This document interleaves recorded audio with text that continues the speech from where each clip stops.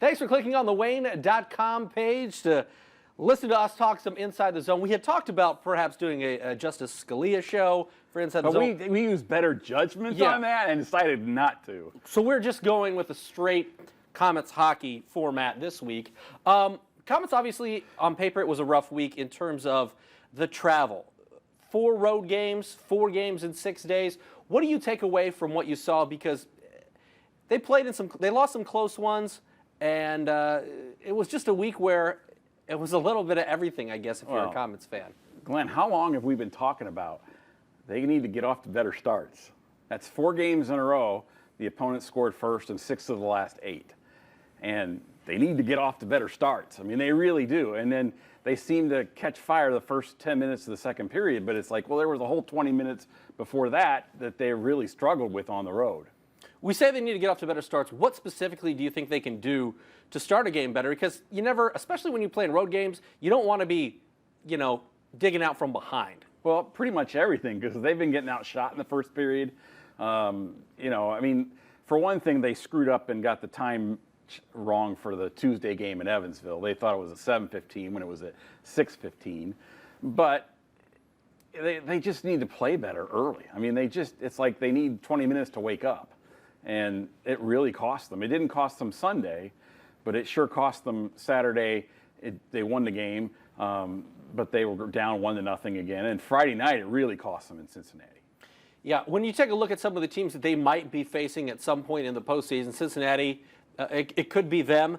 What do you take away from the game in Cincinnati? Because those Cincinnati games are always interesting when they go down there and come up here, but it's a 6-5 game, and what do you take away from that one? That's the most telling game, I think, of the week. Sure. It tells you that they can't win 6-5 games. I mean, they have to be, no matter how much talent they have and how much offensive firepower they have, they got to still try to win games 3-2, 4-3.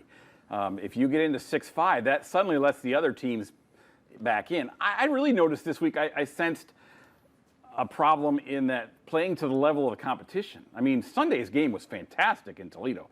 Just a great game, a playoff-type atmosphere. But then Evansville and Cincinnati and Kalamazoo were all like 1-goal games right there. And yeah, they're not on the same level as Toledo by any stretch. When you take a look at Paul Crowder's addition, played in 4 games. You mentioned he was a point-a-game guy. I was like, I don't know. You were completely right. 4 points in 4 games, 1 goal, 3 assists. I was? Okay, good. Yeah. We record it so that we can replay it later. Or you can. But take a look at... I will. Yeah. For Paul Crowder, what did you see from him, and what has he added to this team? Well, because obviously he knew the system, but he's fit in relatively seamlessly. Well, and he's still great on faceoffs. I mean, man, yesterday in Toledo, he won a ton of faceoffs. And really, they dominated play. Shots were, I think, 39-27, in part because they were winning faceoffs. They were getting control of the puck early. That's the whole key to the. I mean, if you want to pick out one thing in a game, that's it right there. Because if you have control of the puck, the other guy doesn't, and he's got to work twice as hard to get it from you. One of the guys up front that's also played well is Trevor Cheek. What have you seen from Trevor Cheek? What does he do well? And is he a guy that we might not necessarily be able to count on because he could go up to the AHL really any time? I know everyone can, but he would be a guy that they have kind of circled on their short list. Well, what I've been noticing from Trevor this year is he plays the same style, the same energy level, the same effort, no matter where he's at. If he's up, if he's down, he's not one of those guys who comes down and mopes because I got sent down, I don't want to be here. He comes in and plays right away. And he'll play center, he'll play the wing mostly. I mean, but him and Belzile and Bork are fun to watch right now. What is it with Cheek? I mean, he's 6'2", so he's got a good frame. Is it speed? Is it stick handling? Is it just the ability to be kind of a chameleon and do a little bit of everything? It is. It really is, because he can play a physical game. He can play a fast game. He can play a puck control game. And he's decent defensively usually. So that he can do that too. He's good in the neutral zone and on the forecheck too. I think he's just opportunistic. I mean, he's really always looking for an opening. Brett Perlini has had a good stretch in his last 25 games. He's got 20 points. So what is it about Brett Perlini that allows him to be successful? Because he's a guy that's got a little bit of size, not afraid to mix it up front. Well, he's going to have 2 years in a row here, Glenn, where he's going to have career best years, which is pretty hard to do at this level. He did it last year as a winger. This year he's doing it as a center, and his speed, and he's really starting to get in good with Sidlowski and Mbach, and really he's doing a much better job without the puck because they dominate the puck so much sometimes. But he's doing a really good job of getting to the front of the net and doing a really nice job behind the nets, controlling the boards too. Obviously, we talked about some of the guys that have done some good things in the last couple of weeks. What's the situation with Joe Perry? Because I think Komets fans are wondering and maybe just a little bit frustrated because here's a guy a month ago we were saying, man, he's playing the best on the team, perhaps.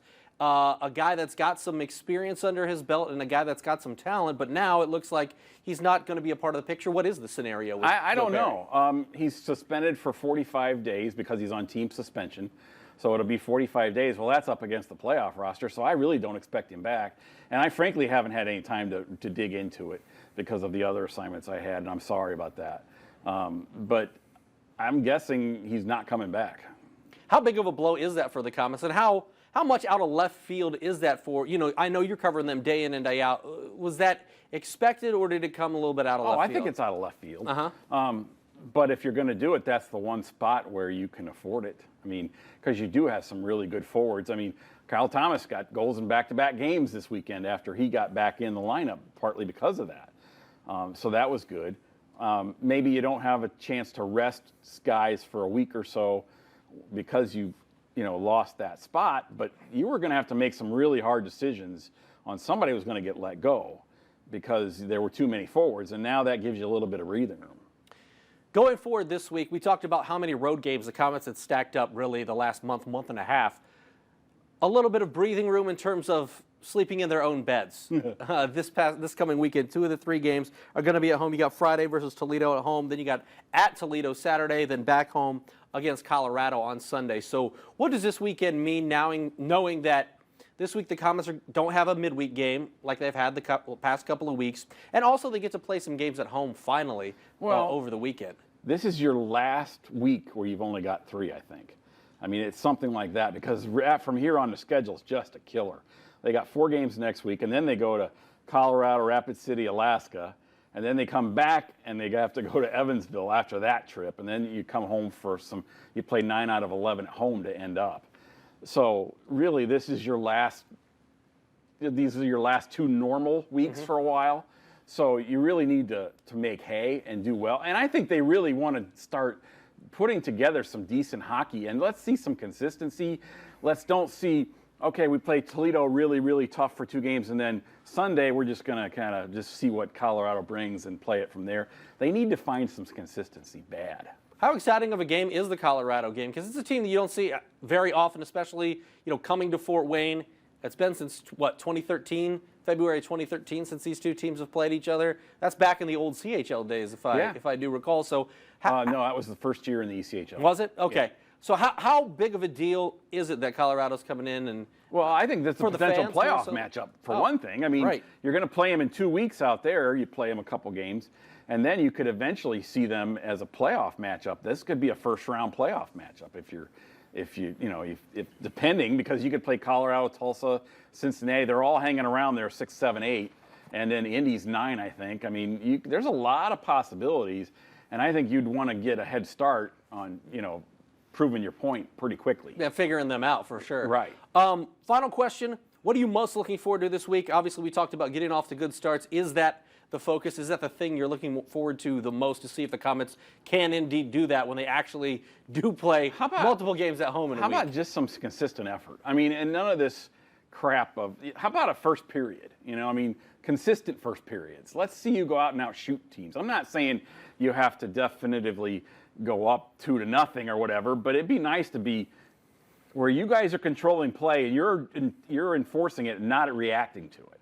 How about really getting off the ball and going out and really putting your stamp on the game? They haven't done that in a while. I'm sure you'd like to see that. I'm sure Gary Graham would like to see that. I think Gary's going to tape this and use it for the pregame. And I think Komets fans would like to see that. I think Pat Nagel would like to see that too. There you go. Everybody wants to see. Why not just do it? All right. That will do it for this week's edition of Inside the Zone. He's Blake. I'm Glenn. We'll see you next Monday when we're talking Komets hockey once again.